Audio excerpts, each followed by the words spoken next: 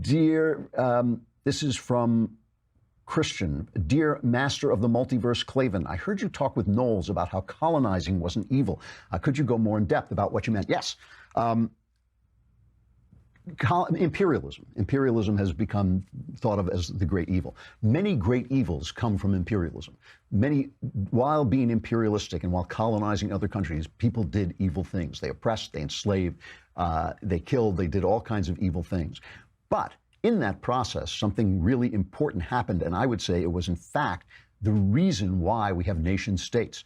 So if you go back to the Greeks and then the Romans, the Greek culture at its height was one of the greatest cultures that has ever set foot on the earth, right? Greek culture, with its philosophers, with its playwrights, with its understanding of freedom, it basically is the birthplace, that is the birthplace of democracy. It's a Greek word, democracy. The Romans were a much more militaristic, much more domineering, much less thoughtful people. And it was they who spread the Greek culture to all the lands that they conquered. Civilization lives in Caesar's footsteps. You can almost trace Caesar's conquest and say, that's where freedom eventually grew up. So Rome was like a machine for spreading, through imperialism, for spreading Greek culture. I believe that Britain and America are in exactly the same relation, nothing is exact, but in a very similar relation to the Greeks and the Romans. The British thought up so much of what we think of as modern liberty, so much of the Constitution and the Declaration are completely owe their birth to the British system of common law that grew up, through their centuries. And we have not contributed quite as much thought. We've contributed, like the Romans did, we've contributed a lot of technology, a lot of transportation, a lot of information.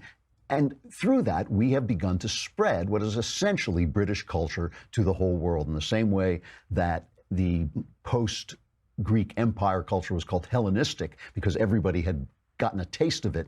Now we are living in a world where everybody sort of knows that we're supposed to behave like the British. So our colonialism is a good thing in that way. What is good in the New World is we don't really use troops. We don't really put troops on the ground. We don't really take your government away and replace it with our government. We don't install Pontius Pilate. We can do it simply by information and example. And that is why the left's attacks on America through the movies and through television and through news, that's why they're so damaging, because those people need what we've got. They have lost their faith in freedom. They've lost their faith in capitalism, but it's capitalism and freedom that the rest of the world needs. And as we see authoritarianism encroaching all over the world, I'm not blaming all that on Hollywood, but Hollywood bears some responsibility for not spreading the good news of British culture, which is what we're here to do, basically.